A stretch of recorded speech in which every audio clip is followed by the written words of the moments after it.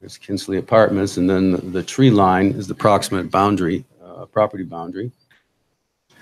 This is Jennifer Sheeman's house. You can see the high tension pole right behind it, and then the property boundary, proposed mine property boundaries right behind her house. And her mother lives right across, and she's also, I think, maybe not fully, but at least about half within 200 feet. And her brother has cerebral palsy. I mean, it's just going to be a mess and extremely destructive to that family if they have to move or be flooded. I mean, it's just not a good. Okay. Yeah, thanks. So in summary, you know, the regulation 34-32.5 115.4E says that the mining operation, if the mining operation will adversely affect the stability of any significant, valuable, and permanent man-made structure located within 200 feet, the board has the option to deny the permit. And we recommend that this is enough in itself to deny the permit. Yeah. We've also talked about groundwater well drawdown, and I don't know if I'm going to go through all of this. I mean, we've been through this quite a bit. The deepening of water of neighbors' wells has been proposed as a remediation. If the trigger is you draw down the well by 5 feet, then it will be remediated. It doesn't seem enough because people would tend to have dry wells for quite a long time before they're could be even considered for remediation. Never mind the time between detecting drawdown and when it would be remediated. So LRM really has not borne the proof of its disturbance, the minimizing disturbance to the hydrology. Go to the next slide.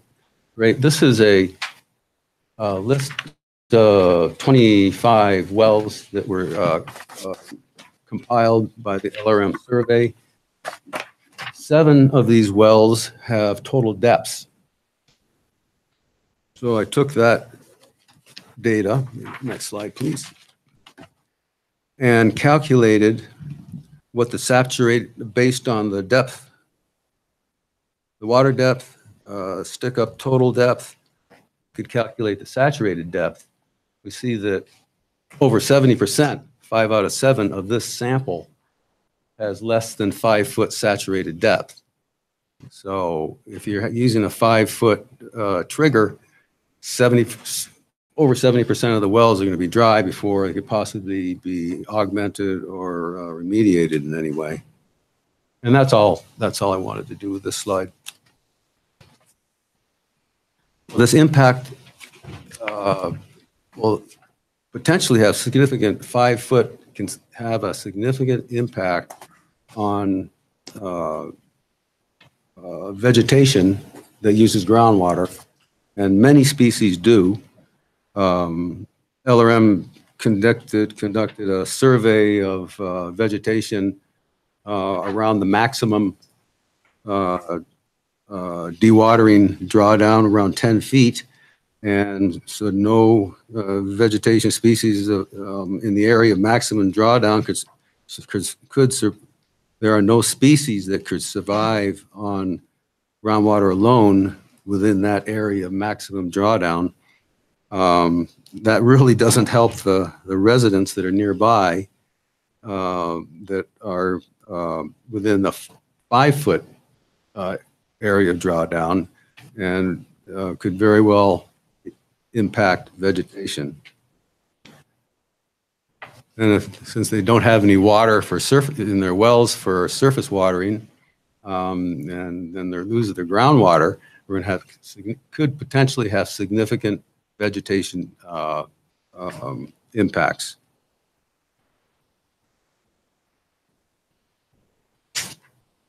I think that sums that up pretty well.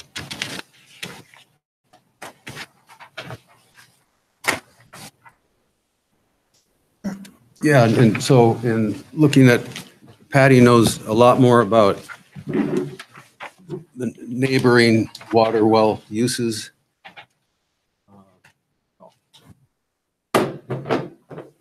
I'd like to introduce Patty McElwain, also known as the de facto mayor of LaPorte. She's lived there for a long time. We are an unincorporated town.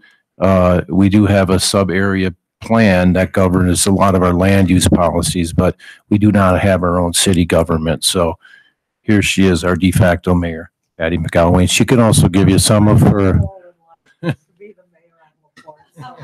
For what it's worth, I have arrived. Thank you, board members. I have lived in LaPorte 38 years. So when I hear only 10 years of mining, that could well be the last 10 years of many of my friends and neighbors' lives. And as far as models and mathematics to determine rainfall, in 1997 and 2013, we were flooded. I'm sure you heard about it. 2013 was because of the Great Fire. So there was, absolutely no ground cover to stop that water.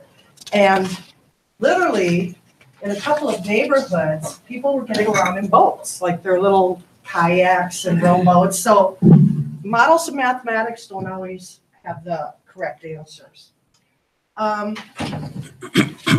The old saying that you never miss the water until the well runs dry still remains true. I don't want to be redundant. I know everybody's kind of burnt out on this subject matter, so I'm going to just try and pick a couple of areas that I don't think were covered well enough. I did a survey. I think it was you that asked about the wells. Let me just give you a little history. LaPorte's kind of a unique area. What we specialized in the 1800s and early 1900s was growing the food. We weren't in the mining. We weren't in the mining business as in silver and gold. We were growing crops. And so all that area has wells, and it was used for the vegetation, but also all these ditches they keep referring to, those were designed in 1870. They were the German Russians that came and grew the sugar beets, and they designed those irrigation wells. It was very well thought out, and northern Colorado has been known for this. We have people. I know people that have lived there since the 1870s. So those wells have been, the family land. People don't move out of LaPorte. They die in LaPorte. People of 3 generations, it's nothing. I mean, they told me, you don't belong until you've lived here 5 years. I mean, we got criteria. But back to the wells. So a lot of those wells, when the municipal water came through, people signed on for their domestic use, but they still use those wells for their agriculture and watering the trees. I would say a small yard in LaPorte is a quarter of an acre. So get your heads out of the city. It's a rural environment. So the lowering of the water table, these are mostly kind of shallow dug wells that were done by, you get 3 or 4 families together and we dig a well. That's how it was done. And then they were just kind of like maybe 8 feet deep, 10 feet deep, but it was enough for their purposes. Well, increased pumping in the area can cause the wells to go dry. A major reason that wells go dry is the installation of larger capacity wells for municipal, industrial, or mining purposes adjacent to residential areas. That's what we're talking about. This is a residential area. Their increased withdrawals may cause large, widespread cones of depression that intersect one another and cause general water level declines that affect nearby domestic wells. And then water level rising. The opposite problem, namely a rising water table, has developed in many parts of the country. Rising water tables occur in areas where pumpage has been controlled curtailed, and after years of large groundwater withdrawals, as in mining, which kept the water table below its natural level. And then the curtailment of pumping allows the water table to rise to the precious natural level, and then the structures around are flooded, and it can cause structural problems. And a lot of people in the port have their furnaces in their crawl spaces. So, you know, once that's flooded, you're talking extremely expensive repair. And again, like the lawyer so aptly said, how do you prove that? And why should we have to prove that? They have the burden to prove that it won't happen. We've lived there. This is our homes. And so many times after these water levels go up and down, it just so happens that people just abandon that water supply. Again, that seems like the homeowners, or it says potential water problems for the rural homeowner can be expensive, pose a health hazard, and possibly affect real estate values. So I did a survey and I contacted 22 people of the survey. I think you all have documentation from that. I did give it to Tony and Jared, and 50% responded, and all recipients were concerned about the gravel pit location. They were concerned about lower water levels, the negative effects on their agricultural use, and as Leonardo da Vinci said, water is the driving force of all nature, and we'd like to keep our nature in that area. Thank you. Thank you, Patty. Next, we'll return to Dr. Havis. Yeah, back to me. You know, if I really wanted to characterize my career, I'd call myself a water quality hydrologist.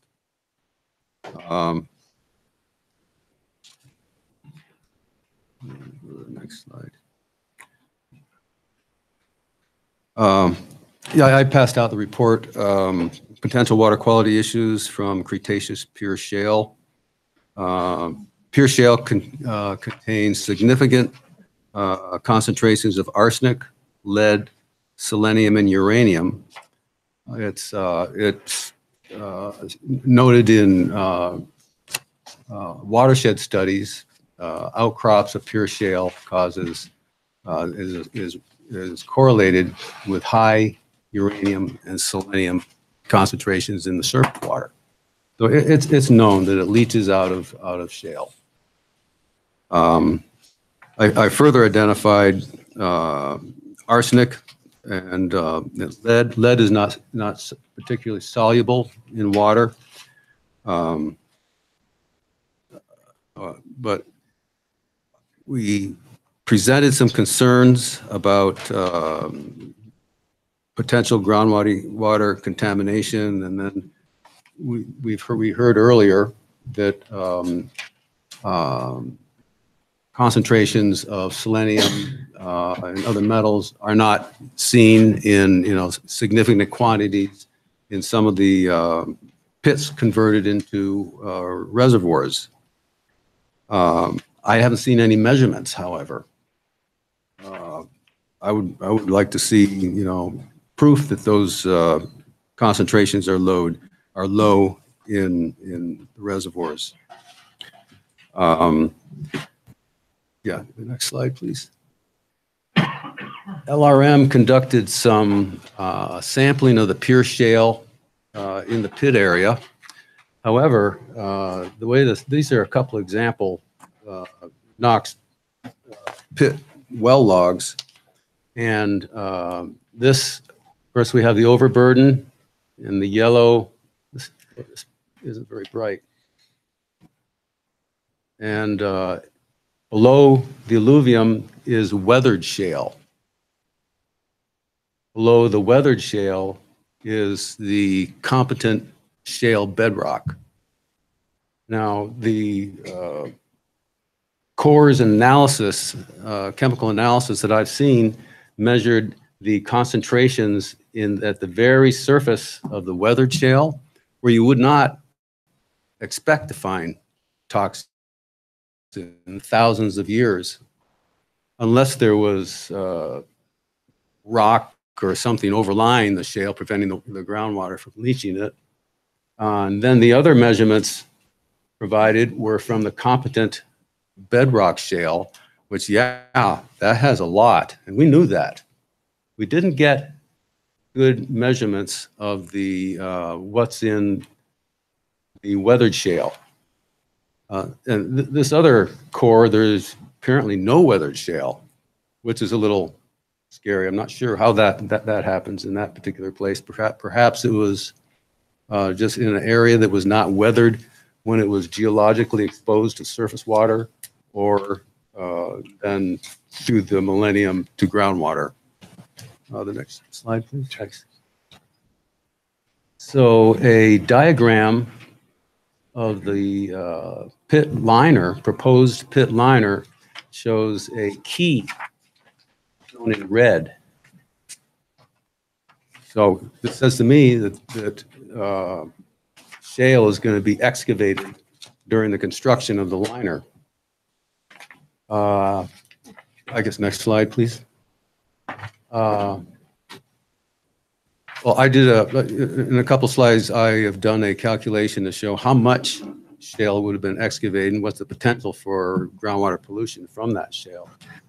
These are, so we didn't have good measurements of the chemical quality of the weathered shale. Fortunately, I was able to find 4 different studies that presented chemical compositions of the weathered shale in outcrops in northern Colorado in the vicinity of the Front Range. You see, I've taken averages. The average arsenic concentration in the weathered shale, 27.7 milligrams per kilogram. Lead, 19.2 milligrams per kilogram. Selenium, 13.1. Uranium, 7.7 milligrams per kilogram. And that will form the basis for estimating what the concentration of these various toxins could be in various sediment suspensions that could be generated from excavation, mechanical erosion of the shale, and so forth. So this diagram shows chemical concentration. In this case, it's arsenic on the vertical axis on the left, sediment concentration increasing on the horizontal axis, and on the right, on the log scale, is the relative viscosity of a sediment suspension. And this is helpful to be able to picture. If you have a trench with a sediment and pieces of shale and perhaps water running over that and picking up sediment, you know, what does that look like? Well, in a river, we'd see sediment concentrations at about 0.1. This is the relative concept of relative viscosity was developed by Albert Einstein, and his theory was appropriate for this first part of the curve. And in the linear part is a Newtonian flow where sediment doesn't really affect the flow characteristics.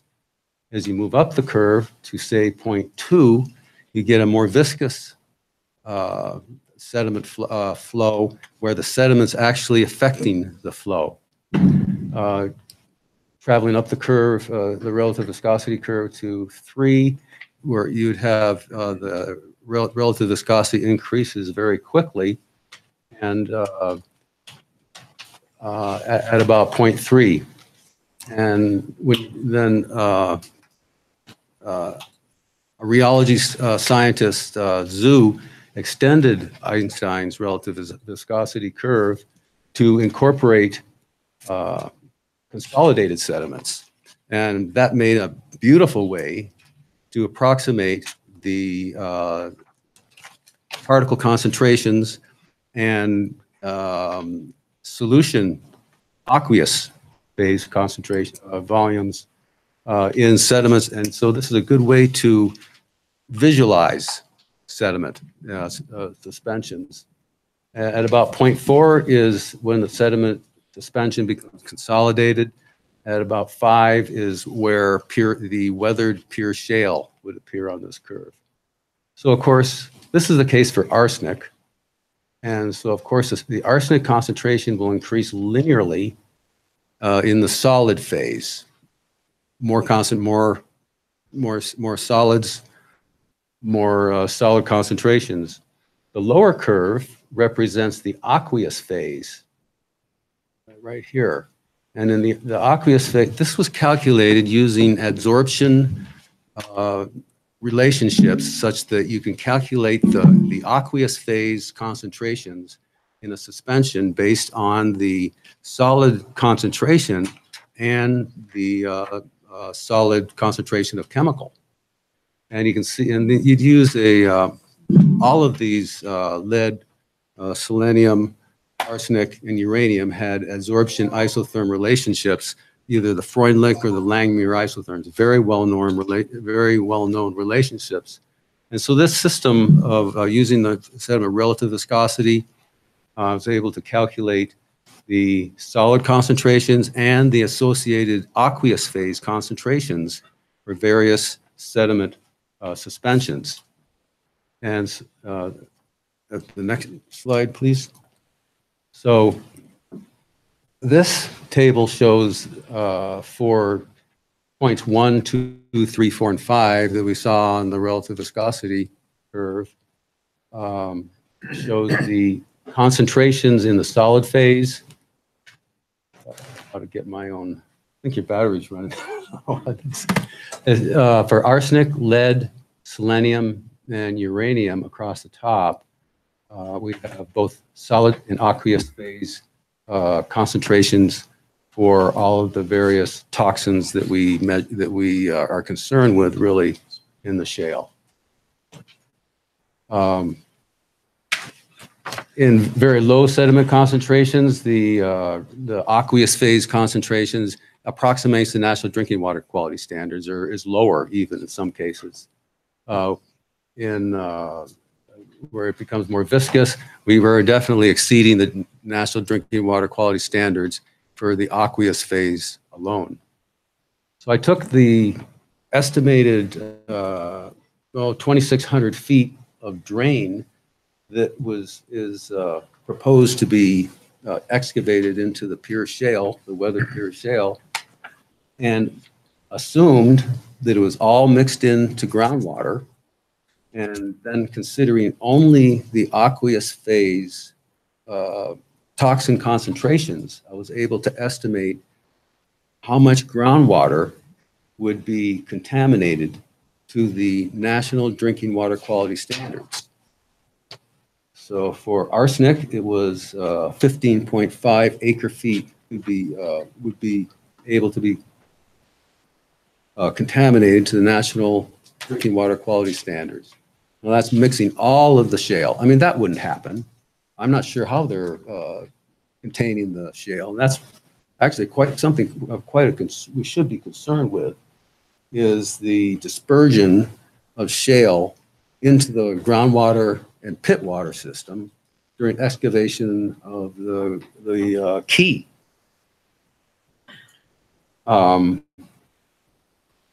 For lead, I didn't count. It's very weakly dissolved in water, so I didn't calculate any. Selenium be 0.2 acre feet. Uranium 0.8 acre feet. And the problem with contaminating this weathered shale is very fissile. It's also about 80–90% clay. So you can imagine it's going to disperse. All that ends up, or some of it, fraction of it ends up in the water management pond. It leaks right out the bottom, riding a plume headed right for the Poudre River. I feel that's quite a concern. I guess next slide, please. Can I ask a quick question? Sure. So the numbers that you use to create this graph or these tables were from weathered outcrop Yes. shale? Yes. Is that correct? Yes, it You was. don't have any actual data from the site. I don't. No, I don't. As I say, And that shale would be very, this was weathered shale. Oh, Correct. reduced in terms of oxygen concentration? yes. Yeah, it would be reduced, and therefore, when it's oxygenated, it makes it more soluble. Potentially, yeah. But the numbers you're using are from Outcrop, outcrops, yeah, yeah. very oxidized outcrops. So I just want Should to be- be clear. yeah, Be clear about sure. where the numbers came from. That's exactly where they came from. They, it would have been great if we did have some actual numbers from the weathered pure shale at the pit. As I say, near the surface, you wouldn't expect any very low concentrations because of the leaching over the many millennia. And that's buffering or protecting the shale that's, the competent bedrock shale. It would be way beneath. Yeah, but there were no results presented for that shale below the surface and above the competent bedrock. That would be more appropriate, but fortunately, at least we have this. Okay.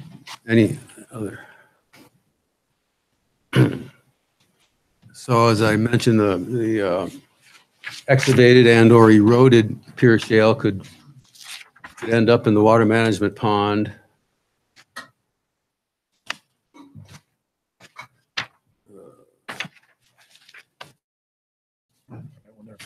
Huh? Am I in the right one there for you? Yeah, right. I just have I see better when it's closer. I have a question. Sure. Does Pierre Shale, Pierre, however you say it, underlay the Platte all the way to Nebraska?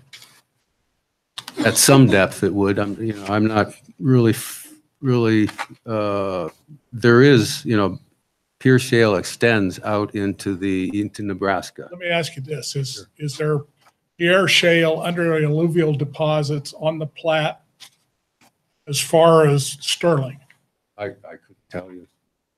I don't know whether it would be running right on the alluvial deposit. I would presume so.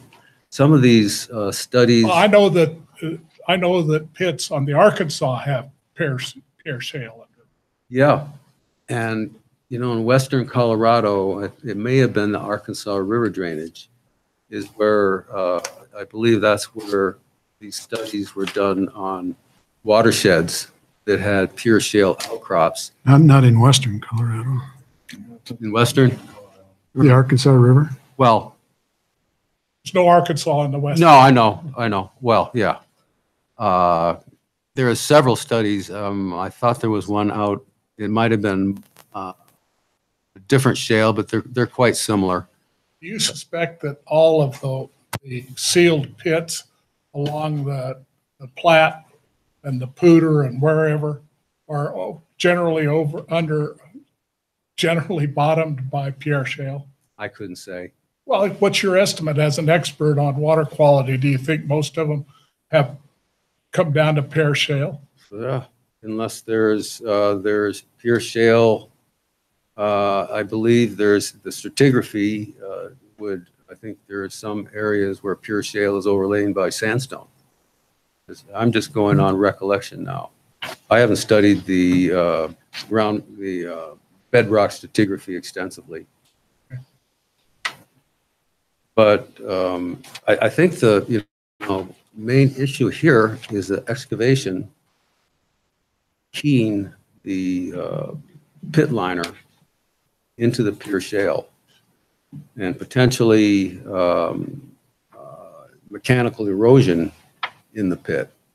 Until we got some really good measurements of distribution of toxins within the weathered pure shale, I think we'd know a lot better at that time what the potential for contaminating the pit water with pure shale or with toxins that are present in the pure shale.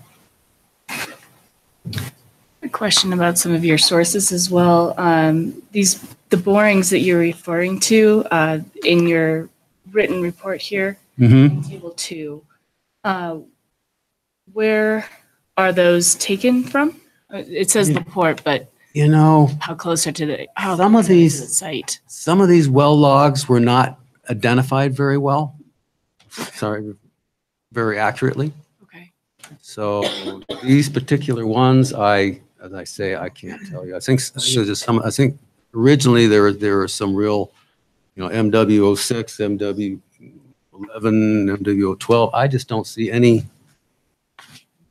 But these are just typical. They're all, Yeah, it just sounds like it's awfully localized. I mean, even here you've got different weathering layers. So I'm having kind of Understand. trouble hearing you. just trying to understand the localized geology at the site. And then two, in table 1, I was also wondering, do you know where the study areas were for these 4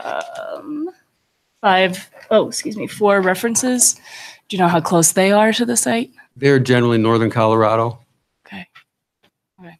But just in I that don't know general exactly. region. No. These were actually, some of these these data were collected when they're back in the 50s by the U.S. Right. Geological Survey. Right.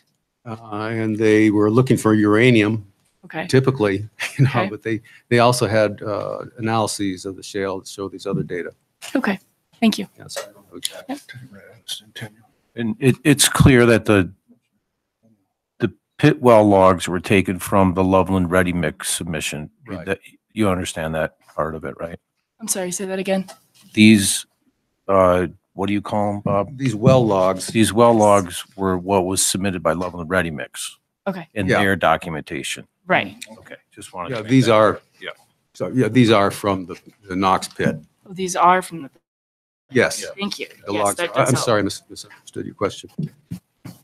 So- Oh, here we go. Okay.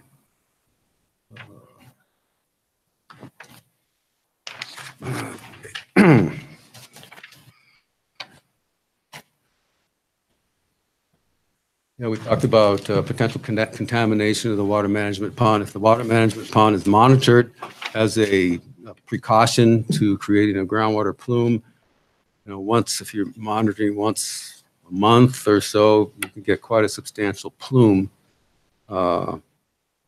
before you would be able to remediate.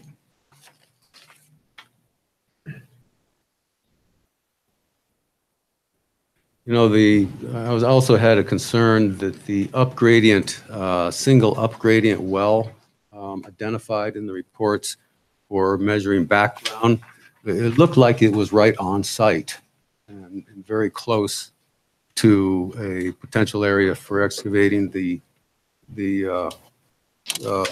key.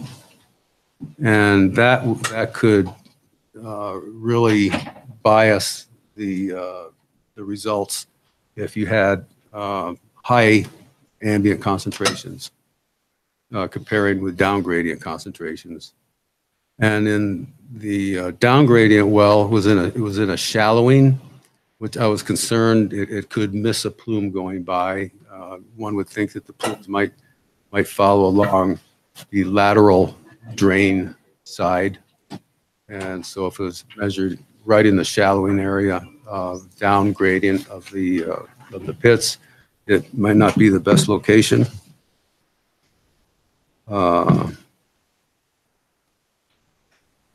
Another potential issue if we get contamination during mining of the groundwater pond, the groundwater management, the water management pond is going to be used for dust suppression. If one puts contaminated water to use for dust suppression, that could potentially be resuspended back into the air when it dries, spreading it all over the site. That was another concern about the water quality at the site. There are also, I'm kind of getting off, I've kind of lost my place here. Oh yeah, Poudre river quality is potentially threatened. There are selenium impaired reaches on the Poudre River, down gradient of the mine site. Selenium reach is between from Shield Street in Fort Collins to a point immediately above the confluence of Box Elder Creek. This could be very threatening. The CCR 1002-93 or the CDPHE Regulation 93. And so I think there's still water quality issues to be addressed. And if we wait for monitoring to, again, prove a problem, it could be, we need to be very, very fine tooled in our detection and our remediation. And what are we going to do if the groundwater management pond becomes polluted? Stop operations and pump and treat? It's just a caution I'm concerned with.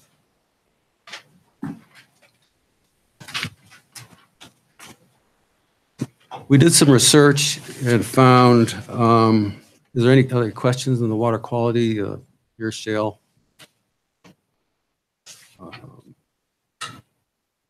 We did some research on the reclamation plan and the 3-to-1 slopes and how appropriate that is for cattle. 3-to-1, 33% slope, 19 degrees. We found studies that showed cattle seldom use a slope greater than 10%. Slopes greater than 30% receive 60% less grazing capacity. So the side slopes would not be grazed very much. Perhaps the bottom would be where the cows would hang out. It seems like that's kind of a rule of thumb, although, you know, 3-to-1 slope is a natural repose for natural sand and gravel. So maybe you got. It's a coincidence, Bob. It might be a coincidence. It's total That's the slope that's used. I'm not sure that that's true, What's that? that the angle of repose is 3-to-1. I think it's much steeper than that. Well, for that's natural sand and gravel.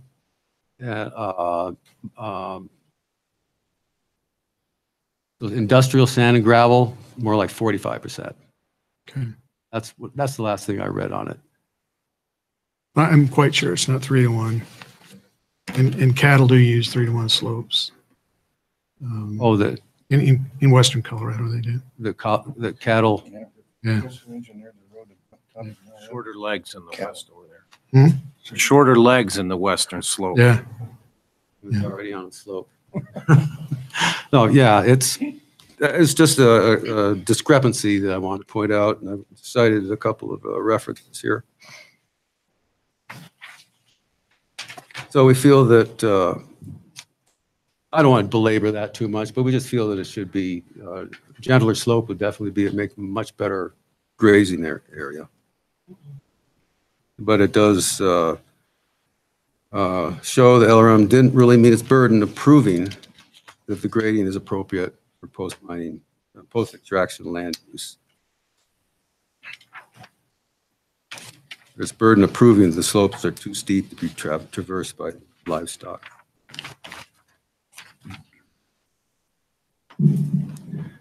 Okay, on the revegetation, we didn't see in the reports that we had reviewed that there was criteria for what was considered successful seeding establishment. There was no plan for reseeding if there's failure due to drought in first or second year post-seeding. We didn't see that there was a seeding rate established, in pounds per acre or kilogram per hectare. We didn't see a plan for weed control.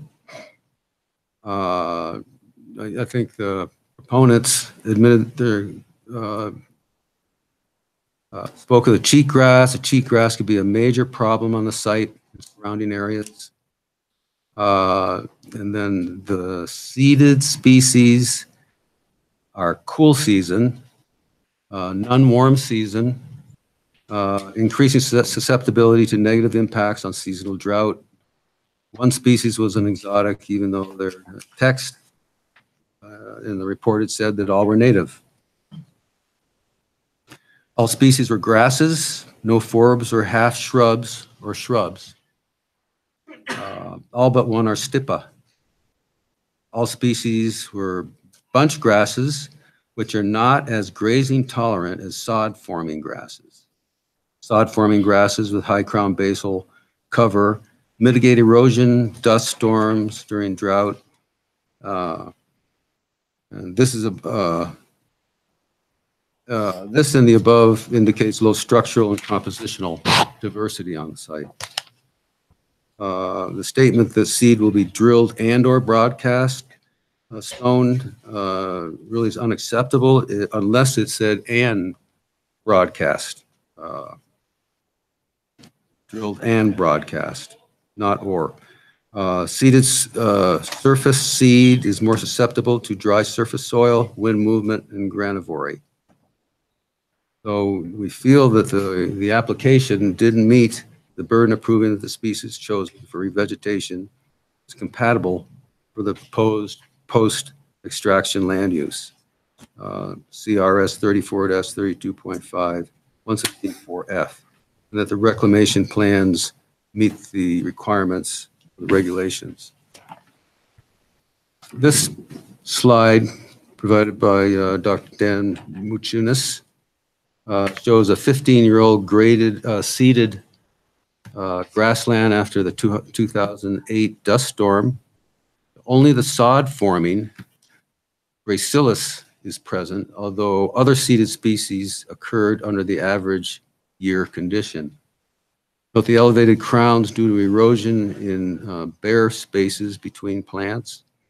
Basal cover of Gracillus is native, undisturbed, grazed grassland, averages 80 to 90% of the total grass cover. Again, I wanted to, I think we go back just to kind of summarize where I was really concerned about this destabilization of the structures within the 200 feet of the project seems probable. Point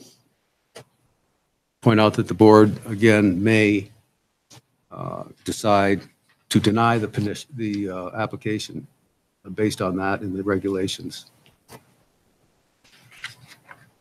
Thank you. I appreciate your attention. Do you know where this picture was taken? Let me see. Well, this is after probably after the 2008. That's what the caption says I here. read that. I Oh, okay. don't know where it was taken. Oh, where it was taken. Oh, we'll have to talk to Dr. McCannis, Chunas, north of Fort Collins. Okay. Thanks. You want? Yeah, Why don't you'd be much more comfortable. Next up, we have our wildlife expert, Quinn Robinson. Just realized you have Quinn Robinson. You have a bird in your name. All right, so I'll try to speak up, and also to keep this fairly short. I don't have too much. My name's Quinn Robinson. I'm a wildlife biologist and ecologist. I work for a consulting firm, Ecosystem Management, out of Albuquerque. My background is community ecology with specific emphasis in my research in graduate school is on carnivores in arid environments. But I've also, since then, I've done a lot of avian ecology in northern Colorado, directly north of actually where this site is, up near the Wyoming border. And I've also done a lot of threatened and endangered species monitoring and plant surveys and avian nest surveys and that sort of thing in my current job. So that's kind of my background. With that in mind, I guess what I'd like to do is just draw your attention to a few issues that are relevant to wildlife with respect to the permit application by Loveland Ready Mix. This is all in Exhibit 10 of their permit application if you want to have a reference to look at. I'm going to start just by talking about some of the federally listed species that are relevant to this project. There's really, in my view, only 3 species that are potentially affected by work at this site. Those are 2 plants and a mammal. So I'll start with the plants. The 2 species in question are the Ute ladies tresses and the Colorado butterfly plant. Both of these are generally found in wet meadows, riparian areas, places like that that have generally mesic conditions, not a lot of tree cover, and are differentially responsive to grazing. So in some cases, you see these plants growing in places where there's repeated grazing, like the site we've got here. And other sites, they seem to prefer areas that are less disturbed. So both of these plants have no critical habitat listed in the, there's no critical habitat that's been designated by U.S. Fish and Wildlife Service, which is essential sites for these species for their survival. None of that critical habitat overlaps the project site. But I think Exhibit 10 kind of misrepresents the situation with critical habitat because it says, it seems to assume that because there's no officially designated critical habitat for these species, that they don't have the potential to occur there. And I think that's a misrepresentation. So, said the general habitat requirements for these species, they don't perfectly match with the proposed mine site, but it wouldn't be out of the question, in my opinion, to see them there. I've done a lot of field surveys for both of these species and have seen them in similar spots. So that's definitely something that it jumped to my attention right away in looking at the wildlife issues in their application. So because of that, it would be, let me back up a little bit. Because of that, I think that the conclusion that Loveland Ready Mix drew that they could simply look at GIS layers and aerial photography and do a basically from the desk review of these species and their potential to occur at the mine site is probably misguided. I think you would need some sort of field work to be done at the site by somebody who's qualified to find these. And that needs to happen within the period of time when they're actually growing and you would be able to find them at the site, just to rule out the fact that they're not, the possibility that they're there. I don't think that's something based on the conditions on the site that you could just do from a computer. So moving on, the mammal in question, that's a federally listed species that could potentially be involved in this project. That's the Preble's meadow jumping mouse.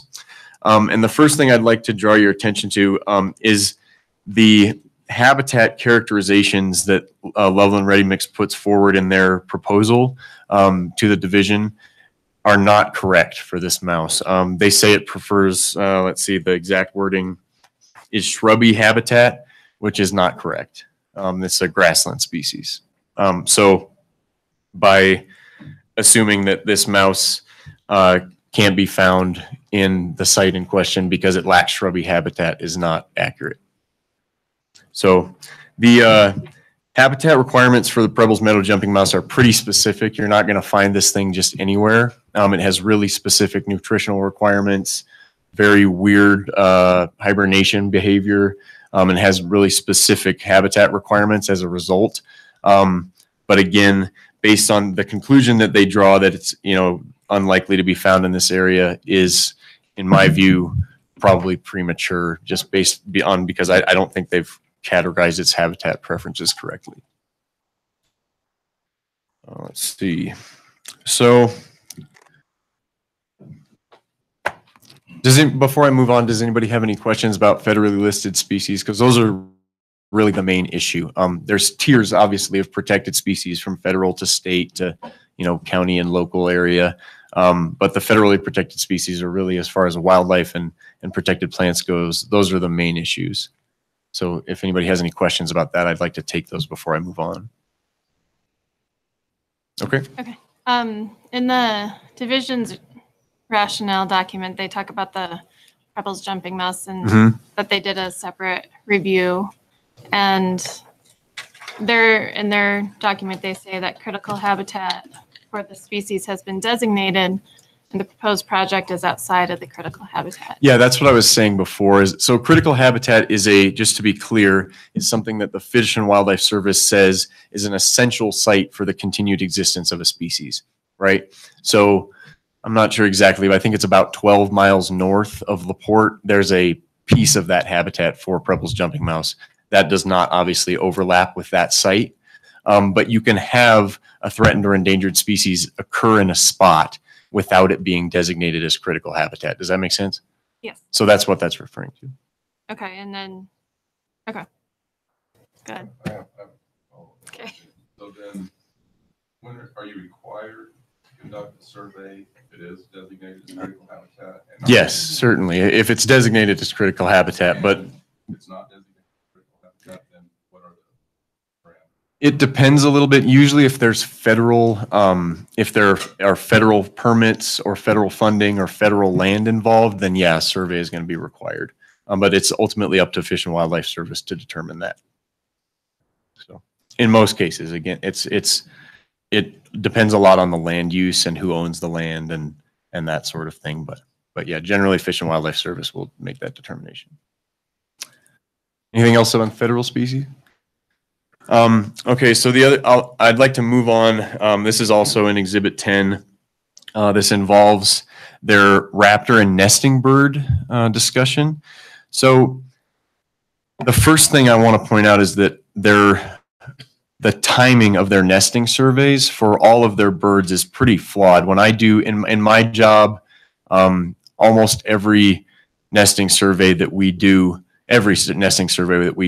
is very strict in terms of the timing that it happens within the year. And the reason for that is really simple. It's just because if the bird's if the nest isn't active with chicks in it and eggs and bird adults hanging around, you're not going to have any way of determining if the nest is active or even there in the first place, because a lot of times the nest is built the year it's used, right? So what they're doing here is saying they're going to survey for nests in August for the following year, for mining activities that could happen in the following year.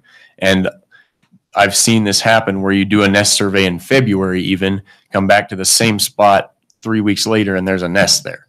So doing that nest survey in August is not adequate in my view.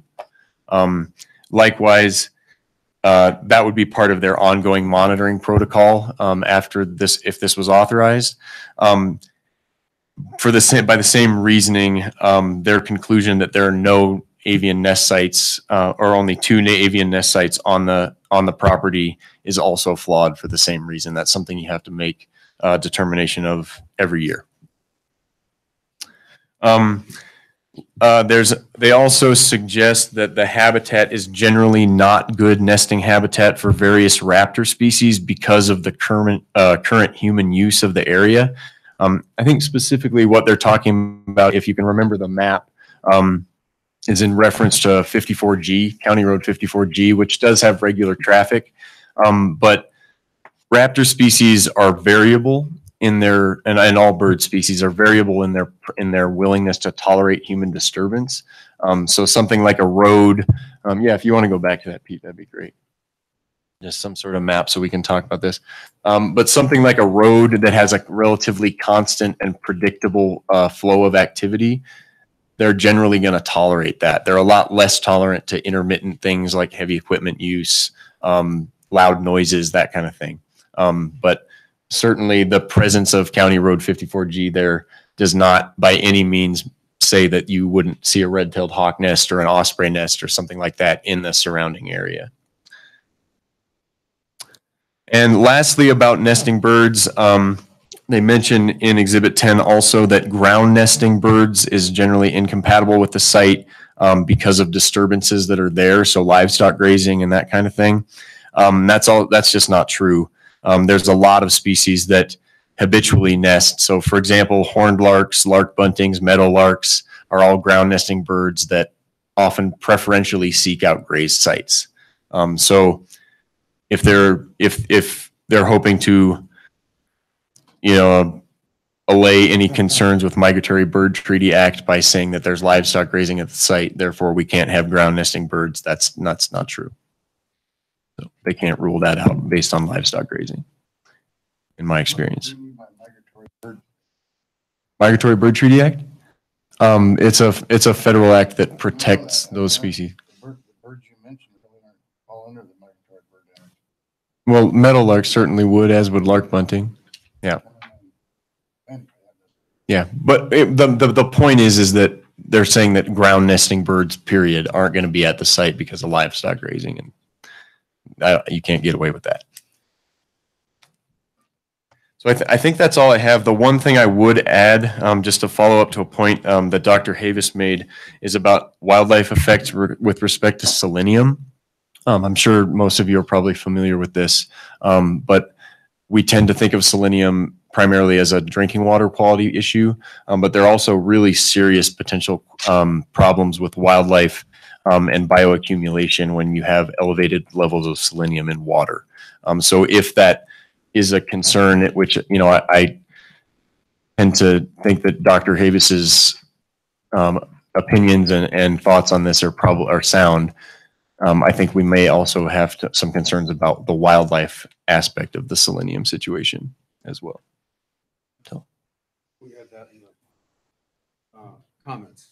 Yeah. Back and forth on Yep. the potential for selenium if it gets distributed throughout the site.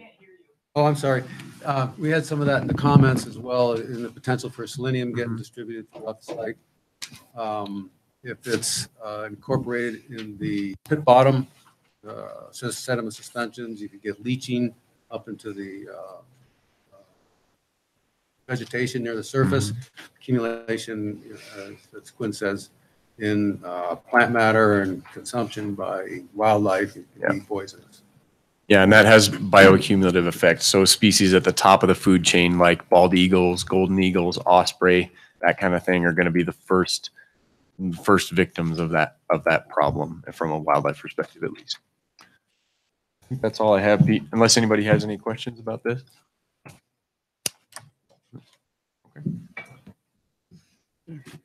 Are you finished?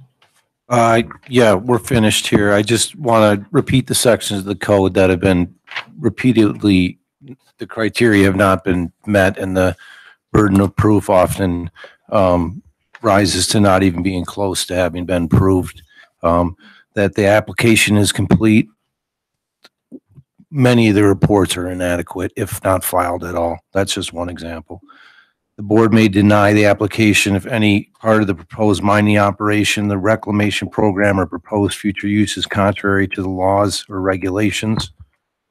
The board may deny the applicant if the proposed reclamation plan does not conform to the requirements of section 34.2.5-116. LRM has not met its burden of proving that its application, mining, and reclamation plans meet the requirements of the statute and the regulations.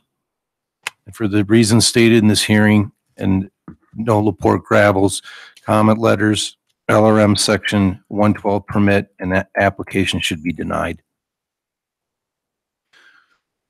I'd also like to move at this time to make sure that included into the documentation for future review, that all of our comments, letters, attachments, and our hearing exhibits today, including the PowerPoint presentation, are put into the record as evidence in this proceeding.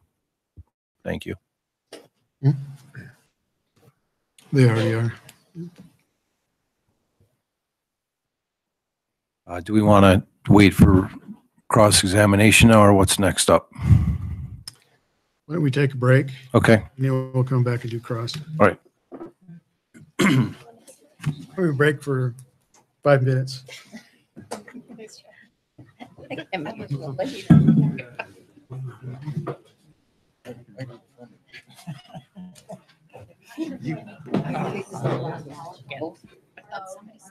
Sure. Like that wildlife stuff, that's cool. Oh, okay. Excellent. Yeah. Yeah. Thank you. I'll do that. Thank you.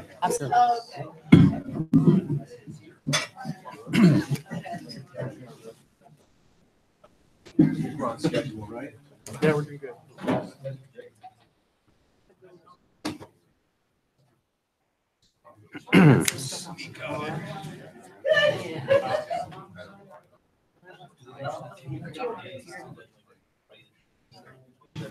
I thought that may be your. Yes, thanks.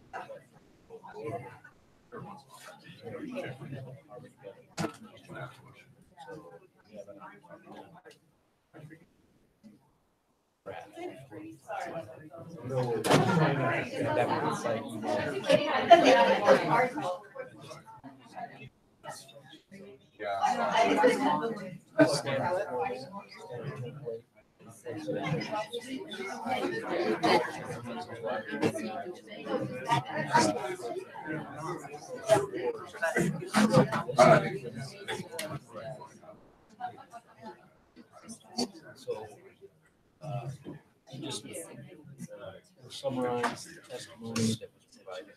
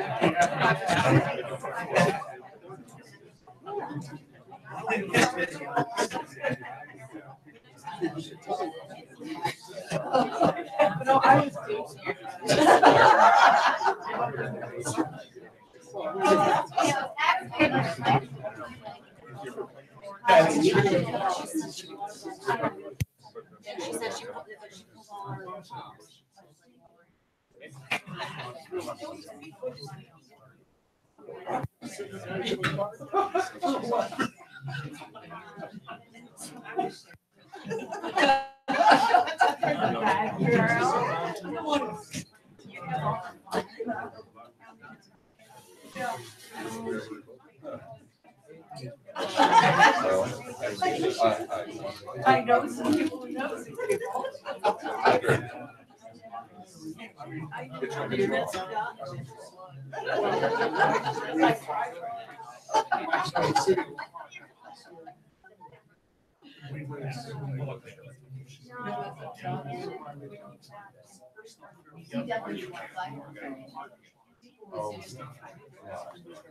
City council. They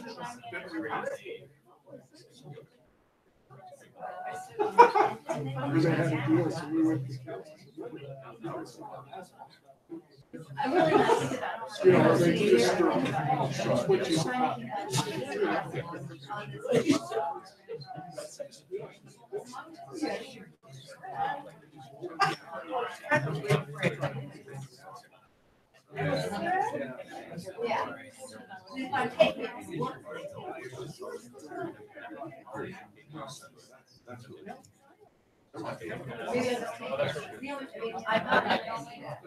Yeah, well, you were so friendly. Oh.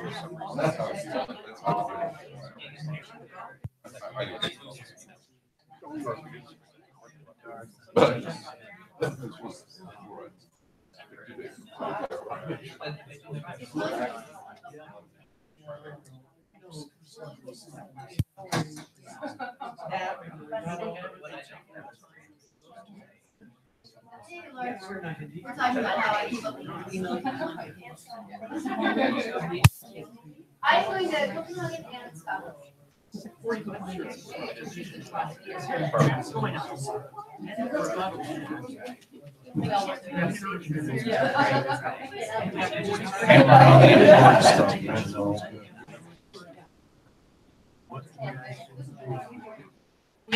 Okay. We do have snacks back for you guys. So y'all know, I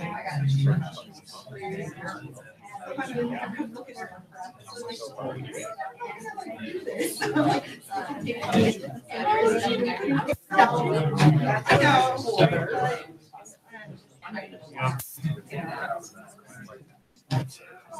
Yeah, that's what you're all over the place. Oh, no. She wants her emergency. I know.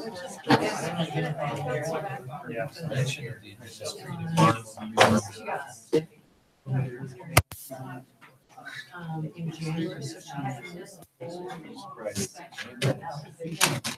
No, we're on our own.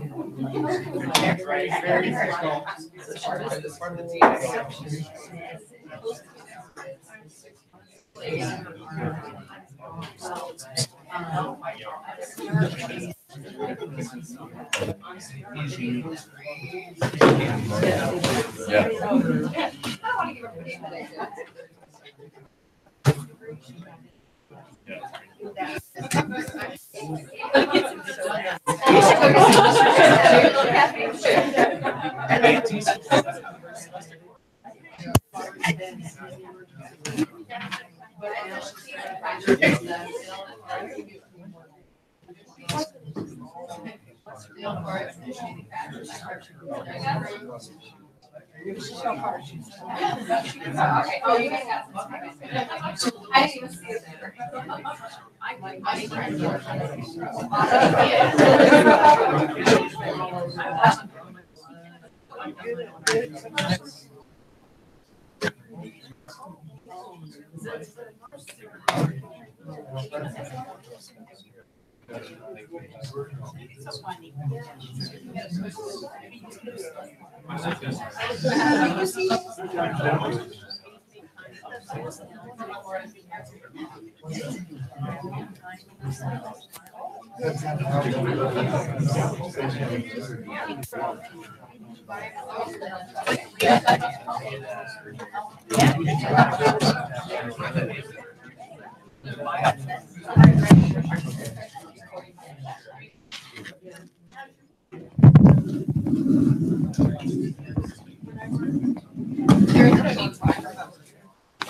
No. I don't think so.